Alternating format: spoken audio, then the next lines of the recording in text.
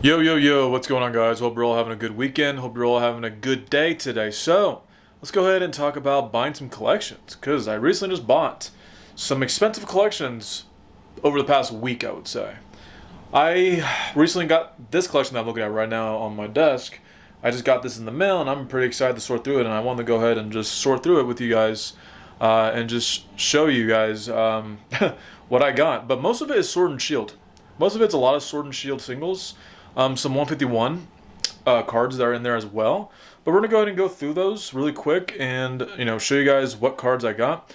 But let me go ahead and just show you guys really quick of what this looks like. So these right here, this one actually is Twilight. This little stack is Twilight Masquerade, and then rest of this is just mostly Sword and Shield. You guys can see like the stacks and how heavily stacked this is. But we're gonna go ahead and just sort through them really quick and just basically show you guys what I got. So let me go ahead and show you guys that in the next clip. Alright guys, so we're gonna go ahead and go through the stack really quick, or actually all these stacks, and just kind of just show you guys, what I got. So let's go ahead and go through this Twilight Masquerade little stack that we did get. Some sealed promo cards, which are always nice to get. Those were actually freebies from the seller that was liquidating this. But, I'm not gonna lie, Twilight Masquerade definitely, I wasn't really too thrilled about this set, to be honest with you. But there are definitely some good hitters in here, in this little stack that is from Twilight Masquerade. I would say that there are some cards in here, in my opinion, that you wouldn't think is expensive. Like this, the ones I have top loaded right here, these are the expensive ones. These are the big hitters that are in the set. I think this is like one of the bigger hits right here. Hope you guys can see in the lights. Yeah. So, like I said, that was like a little stack of Masquerade. I'm not going to talk too much about Twilight Masquerade. And sorry about shaking the camera. This is like my first time showing cards. There's a lot of cards right here, man. I'm going to try to do my best to get through all these stacks as fast as I can. But yeah, so a lot of this is a lot of Sword and Shield stuff. Some cards you guys will recognize. It's just a random assortment, I would say. I would say majority of it is Sword and Shield. And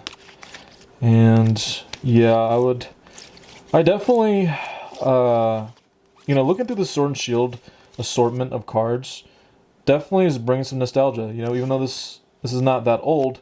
Look at that beautiful Mewtwo card. I love this card. Like one of the best cards, in my opinion, in Crown Zenith. That's always fun to look at. Alakazam for 151. But just like looking through like a lot of these Sword and Shield, Sword and Shield cards. Look at this bad boy. The Charizard V, man. This is a hitter right here.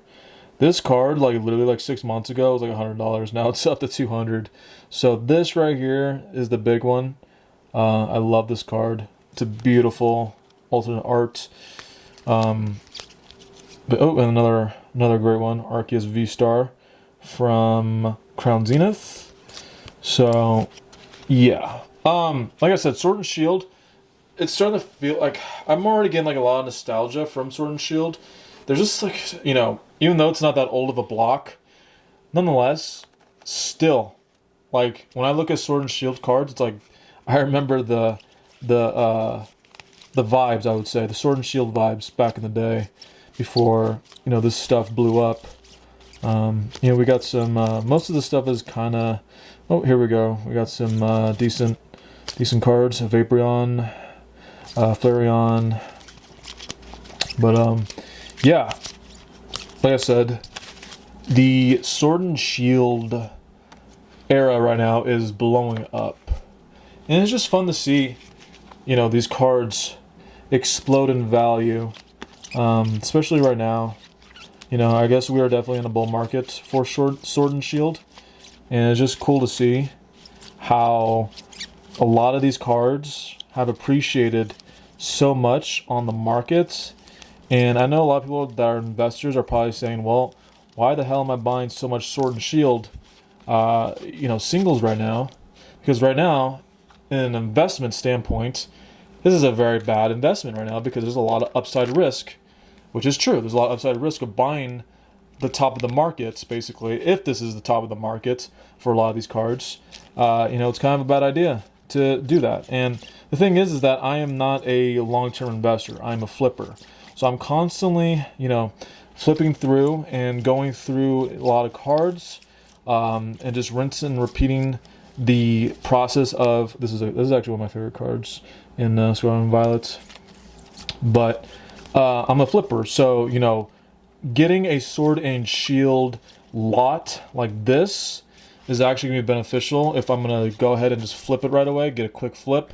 It's going to take, a few days to a week to probably sell all this and get a profit. But if I was holding this long term, like for the next 12 months, then sure. If my goal was to sell, look at this Leafeon V-Star, this card doubled in price overnight. But if I was trying to make money in this cycle right now, then I would say, yeah, this is a bad investment because Sword and Shield, I should have bought it when it was cheap if I planned to hold it for a long period of time, which I don't because I'm a flipper. So the fact that I'm flipping, and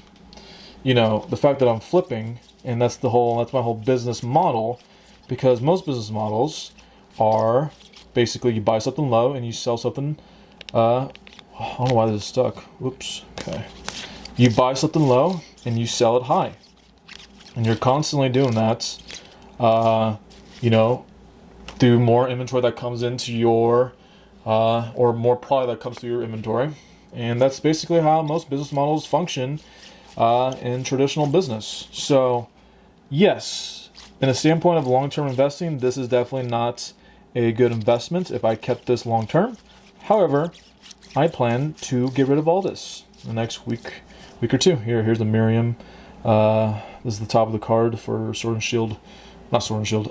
Scarlet and Violet base set. We're almost done. We're actually almost done. Let me grab that other stack really quick. Wish I had a bigger table, man.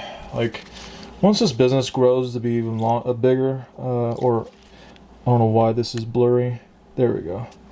Once my business continues to scale and continues scales to, even more growth over time, then I'm definitely going to get a bigger table, because this table is just not big enough.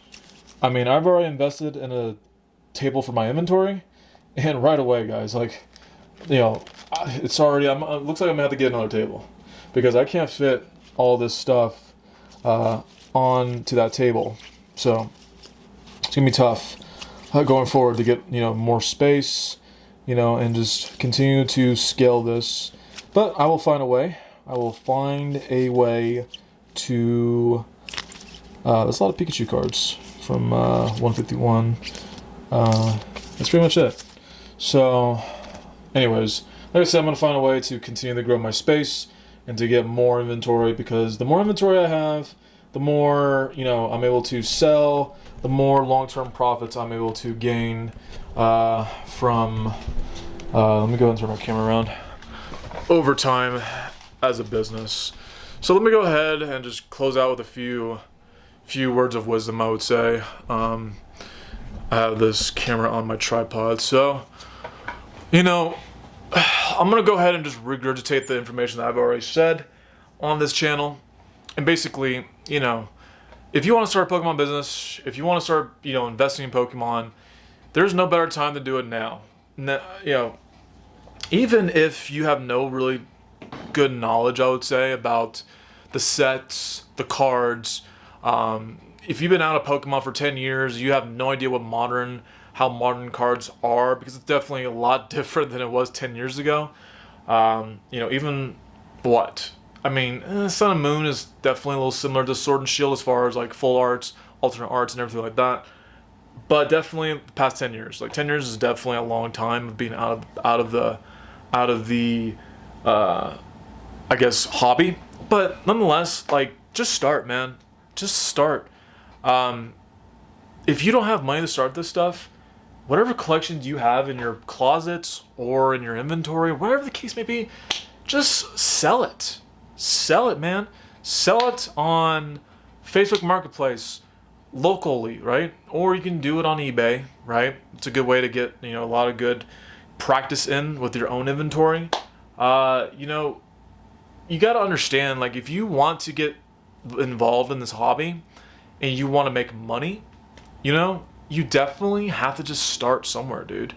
I don't know, like, I know, like, market conditions right now are different. Like, the market environment's different. But nonetheless, it's always a good time to start. Maybe this is a season where you should start collecting, right? Instead of trying to invest, because I would say accumulating right now is not a good option because these prices right now are extremely high. You know, the best bet was to accumulate during the bear market, which we're not in currently right now for Sword and Shield at least. Scarlet and Violet sets are still pretty low, I would say, to start accumulating more Scarlet and Violet products. So that way, the next 2 to 3 years, you can see an uptick in price for these products going on in the future. But nonetheless, like I said, you got to just start, man. Pokemon business, investing, collecting, you just have to start. Like, there's just no other way. You have to have the mindset where it's not an option. Like, there's no option.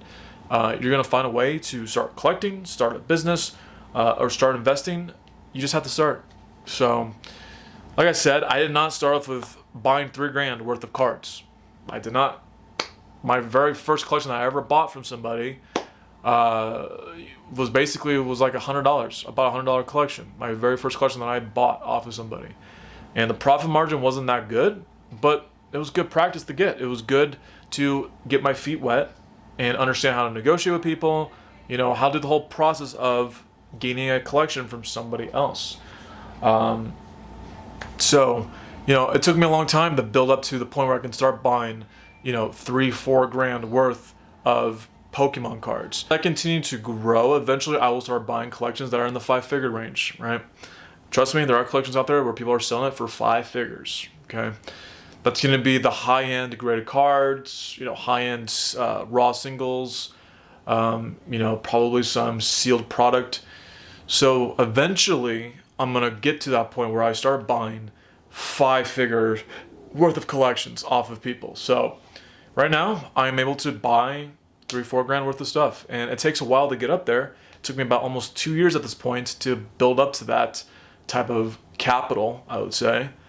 But, you know, nonetheless, you know, everyone has to start somewhere. So, like I said, this video didn't really go anywhere. Nothing really to highlight. Just showing you guys what I bought. If you guys like today's video, go ahead and give me a like, give me a sub, and I'll see you guys in the next one. Have a good rest of your weekend. See you guys soon. Peace out.